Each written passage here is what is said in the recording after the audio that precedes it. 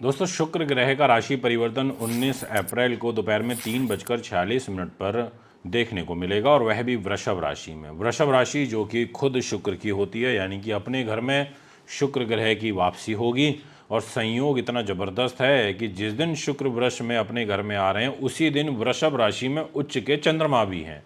दो शुभ ग्रहों का प्रभाव वृष राशि में, और जस्ट नेक्स्ट मिथुन आती है, उसमें जुपिटर गुरु। तीन शुभ ग्रह बिल्कुल बगल बगल की राशियों में आकर के विराजमान है। अच्छी बात है, बहुत सारे लोगों को इसका शुभ फल मिलेगा। किस रूप में मिलेगा, कैसे मिलेगा, ये भी मैं आपको बताऊंगा। और सूर्य भी इसी दौरान उच्च के भी रहेंगे, क्योंकि 14 मई तक सूर्य भी उच्च हैं, और 19 अप्रैल से 14 मई तक शुक्र भी स्वय राशि के हैं वृषभ में। तो इसका हमारे मानव जीवन पर क्या प्रभाव पड़ेगा, ये मैं आपको बताऊंगा। अगर आप हमारे चैनल पर नए हैं, अभी तक आपने सब्सक्राइब नहीं किया, फॉलो नहीं किया, बेल आइकन के बटन को नहीं दबाया, तो ज़रूर कर लीजिए, ताकि सारे नए नए अपडेट्स, जानकारी आप तक तुरंत पहुंच सके। दोस्तों, अब बात करते हैं सबसे पहले नंबर पर कि आपकी तुला राशि। तुला राशि जो होती है वो 7वें नंबर की इस भचक्र सौर मंडल की राशि होती है, और जहां 2 नंबर लिखा है वहां आपको दैत्य गुरु दिखाई दे रहे होंगे, शुक्र महाराज। यानी कि खुद आपकी राशि के लॉर्ड होकर के अष्टम भाव में स्वयग्रही हो गए हैं। अब इस घर में अष्टम भाव में इनके बैठने से ये एक तरीके से आपको, कहते हैं ना, डीप थिंकर तो बनाएगा, अच्छा रिसर्चर भी बनाएगा, पर ये अपनी शुभता भी खो देगा, क्योंकि शनि की तीसरी दृष्टि भी है। बहुत ज़्यादा शुभ प्रभाव नहीं रहेगा इसके अंदर। गुप्त युक्तियों से धन अर्जित करेगा, और वह भी यदि आप कोई एक्सपोर्ट इंपोर्ट, वह भी सौंदर्य प्रसारण से, सुगंधित पदार्थ से, ग्लैमर फिल्म आर्ट, अभिनय से, ऐसी चीज़ों से रिलेटेड कुछ करते हैं काम, तो उसमें ही आपको गुप्त युक्तियों से पैसा मिल सकता है। इसके अलावा इस शुक्र का स्वय राशि का होना आपके कैरियर के लिए मुझे कोई विशेष अनुकूल नहीं दिखाई देता। ये मैं आपसे कहना चाहूँगा। मान सम्मान को भी आपको बचा के रखना होगा, क्योंकि शनि की तीसरी दृष्टि है, तो ऐसे में मान सम्मान पर कष्ट आता है। दोस्तों, विषय ये आता है कि शुक्र इतना शुभ ग्रह होने के बावजूद भी यहाँ तुला में उतना अच्छा क्यों नहीं फल दे पा रहा है। ज्योतिष के नियमों के अनुसार कोई शुभ ग्रह यदि 6, 8वें, 12वें भाव में बैठ जाएं और कमज़ोर स्थिति में हो, उन पर कोई शुभ ग्रहों की दृष्टि ना हो, तो वो अपने जो रिज़ल्ट हैं वो उतना नहीं दे पाते हैं। अब यहाँ तो अष्टम में ही चला गया है, बट फिर भी आयु का घर है, तो मृत्युतुल्य कष्ट से बचाएगा, आयु को प्रोटेक्ट करेगा। अपने घर में बैठ के हर व्यक्ति चाहेगा कि मैं आयु को बचाऊं, तो ये इसके कुछ पॉजिटिव पॉइंट्स भी हैं। अब आपसे बात करते हैं नेक्स्ट राशि की। ये जो नेक्स्ट राशि रहेगी ना, ये वाकई बड़ी ज़बरदस्त है, और इस राशि के लिए इतने अच्छे रिजल्ट मिलेंगे। नाम है वृश्चिक। देखिए, वृश्चिक का डिस्प्ले में चार्ट आ चुका है यहाँ पर, और जहाँ 8 नंबर लिखा है वो आपकी राशि है, जहाँ 2 नंबर लिखा है वो है शुक्र, यानी कि स्वग्रही शुक्र आपके ही घर में बैठ गए। एक तरीके से ये आपके दाम्पत्य जीवन के लिए, आपके दैनिक इनकम के लिए मालव्य नाम का महापुरुष आयोग बना रहे हैं, जीवन साथी के लिए मालव्य नाम का महापुरुष आयोग बना रहे हैं। और इतना ही नहीं, ये शुक्र स्वग्रही होना, ये एक अच्छे जीवन साथी प्राप्ति का योग भी बना रहे हैं कि आप बहुत समय से कोई अच्छा रिश्ता ढूंढ रहे हैं, नहीं मिल पा रहा है, तो 19 अप्रैल से 14 मई के अंतराल में ऐसी ग्रह स्थितियां हैं कि आपको कोई अच्छा रिश्ता भी मिल सकता है।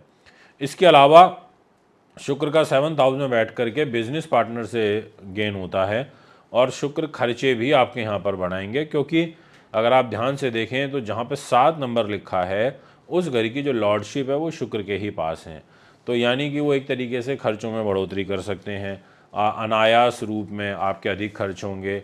आप उतना प्रॉपर तरीके से, कहते हैं ना कि आओ में हवाबाजी में आकर के खर्चे कर देना, ऐसा ग्रह योग बन रहा है। बट आपके मान सम्मान के लिए, आपके व्यक्तित्व के लिए, आपकी भाषा शैली के लिए, धन अर्जित करने के लिए, रूप खूबसूरती के लिए, महत्वाकांक्षाओं के लिए आप उच्च अभिलाषी रहोगे। इस दृष्टिकोण से जो समय है, ग्रह गोचर है, सप्तम भाव का स्वय राशि का शुक्र आपके लिए बहुत ही अच्छा है, उन्नतिवर्धक है।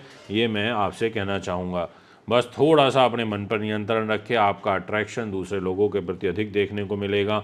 आपको आभूषण, वाहन, मकान, वस्त्र, ऐसी जो सब चीज़ें हैं, इनसे विशेष लाभ प्राप्त होंगे, ये मैं आपसे कहना चाहता हूँ। तो ये सब हैं यहाँ पर जो परिस्थितियाँ कुंडली के अंदर बनी हुई है ग्रहों के अनुरूप। अब आपसे बात करते हैं नेक्स्ट राशि की, वो रहेगी धनु। धनु का एक डिस्प्ले में यहाँ पर आपके हॉरोस्कोप भी है, आप देख सकते हैं जहाँ पे 2 नंबर लिखा है वहाँ पर शुक्र विराजमान है और वो छठा भाव है, और धनु राशि का जो लॉर्डशिप होती है वो जुपिटर के पास होती है, गुरु के पास, और गुरु के साथ इनका जो व्यवहार है शुक्र का वो अच्छा नहीं है। अब ऐसी स्थिति में शुक्र आपके प्रॉफिट को लेके, यानी कि जहाँ 7 नंबर लिखा है उस घर का मालिक हो करके शुक्र जा कर के छठे भाव में बैठ गया है, रोग चोट शत्रु बाधा के घर में बैठ गया, वहाँ से आपके खर्चों को भी देख रहा है। तो डेफिनेटली एक योग यहाँ पर ज़रूर बना रहा है कि आपके अधिक खर्च होना, पैसे का ना रुक पाना, लिटिगेशंस वगैरह से ठीक है आपका बचाव हो जाएगा। एंटी परिस्थितियाँ बनी हुई हैं तो उससे भी बाहर निकलने में आपको सहूलियत मिलेगी। आपको पराई स्त्री से, पराए पुरुष से, नए लोगों से जल्दी से मित्रता करने से बचना चाहिए, ये मैं आपको विशेष रूप से कहना चाहता हूँ। अब मैं आपसे बात करूँगा नेक्स्ट राशि की, और वो रहेगी मकर। दोस्तों, मकर राशि के स्वामी होते हैं शनिदेव। शनि ने कहा देखो भैया मेरे पास राशि है, और शनि महाराज जो हैं वो तो तीसरे घर में बैठे हैं मीन राशि में। शुक्र बड़े ज़बरदस्त रिजल्ट देंगे यहाँ पर, इनक्रेडिबल, मतलब आपके कल्पना से परे रिजल्ट आपको मिल सकते हैं, उम्मीद से भी अच्छे रिजल्ट मिलना, मतलब कहते हैं ना कई बार तो जी ऐसा समय आया कि हमें उसकी कल्पना ही नहीं थी। तो यहाँ पर शुक्र 2 नंबर राशि में डिस्प्ले कुंडली में देखिए केंद्र त्रिकोण, यानी कि कैरियर के लॉर्ड होकर के वो आकर के विराजमान हो गए आपके पंचम भाव में, आपकी बुद्धि पर, आपकी उन्नति पर, आपकी नीतियों पर, आपके शास्त्र पर, आपके विद्वानता पर, अब आपके लेखन पर, आपके प्रेम संबंध पर, आपकी एग्जीक्यूशन पावर पर, चित्रकारिता पर, कला पर, साहित्य पर, आप इन सभी घर में, और वो भी कैरियर का लॉर्ड हो गए। तो कॉम्पिटिटिव एग्ज़ाम्स में आपको सफलता मिल सकती है। आप यहाँ पर काफ़ी तीव्र बुद्धिमान हो जाओगे, आप में विद्वानता, स्वाभिमान भी देखने को मिलेगा, व्यवहार के कुशल हो जाओगे, थोड़ा मन जल्दी आपका फिसल जाएगा, वो ध्यान रखना होगा।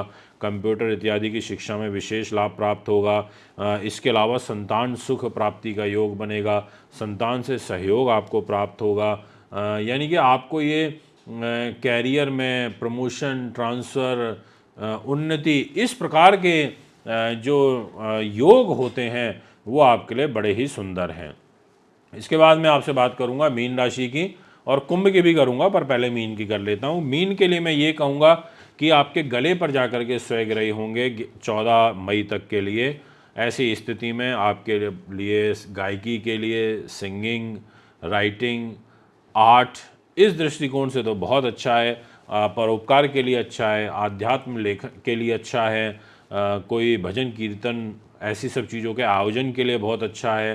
पर शुक्र आपके अष्टम भाव के भी स्वामी हैं, तो घर के बड़े लोगों का स्वास्थ्य का विशेष रूप से ध्यान रखिएगा। बट मैं ये ज़रूर कहूँगा कि शुक्र आपके लिए लेखन संपादन के दृष्टिकोण से, छोटे भाई बहनों के सहयोग के दृष्टिकोण से बहुत ही अच्छा और जो उत्तम लाभ है वो आपको यहाँ पर प्रदान करेंगे। अब बात करते हैं नेक्स्ट राशि, और वो रहेगी कुंभ। दोस्तों, आपकी जो ग्रह स्थिति रहेगी कुंभ की, उसके अनुसार ये कह सकता हूँ कि देखिए जहाँ 2 नंबर लिखा है वहाँ शुक्र बैठे हैं, बहुत अच्छा योग है। ये मालव्य नाम का महापुरुष राजयोग है। आपके भाग्य का लॉर्ड जो है वो खुद शुक्र है, और आपका जो है 4th हाउस में जाकर के शुक्र बैठ गया है। स्वग्रही होकर के शुक्र आपका बैठा हुआ है, अपने घर के अंदर बैठा हुआ है, मन पर बैठा है, माँ के घर में बैठा है। आपकी इंद्रियां, आपका मन प्रसन्न रहेगा। आप पूरी एनर्जी के साथ, उत्साह के साथ काम करोगे, भाग्य का सहयोग मिलेगा, भाग्य के अनुरूप कोई विदेश यात्रा, लंबी दूरी की यात्रा का लाभ प्राप्त होगा, सुख सुविधाएं, प्रॉपर्टी, ज़मीन जायदाद, ऐसी चीज़ों का लाभ आपको प्राप्त होगा। इस प्रकार की चीज़ों का धन अर्जन करने के अवसर आपको प्राप्त होंगे। ये सब चीज़ें आपकी जन्म पत्रिका में ग्रहों के अनुरूप शुभ रूप में मुझे यहाँ पर दिखाई दे रही है। इसलिए 14 मई तक कैरियर पर पूरा फोकस बढ़ाइए, क्योंकि कैरियर के घर को शुक्र देख रहे हैं, तो यानी कि आपके प्रमोशन ट्रांसफ़र भी करा सकते हैं आपकी मन इच्छा अनुसार। तो ये बहुत अच्छा योग है जो मैंने अभी आपके लिए बताया। ये मालव्य राजयोग वर्ष में एक बार बनता है, आपके लिए बना है। यदि आप भी अपनी कुंडली बनवाना चाहते हैं, दिखाना चाहते हैं, पूजा पाठ या रत्न रुद्राक्ष लेना चाहते हैं, तो आप हमें संपर्क कर सकते हैं। एक बार पुनः आगामी कार्यक्रम में एक और मुलाकात होगी। नमस्कार, धन्यवाद।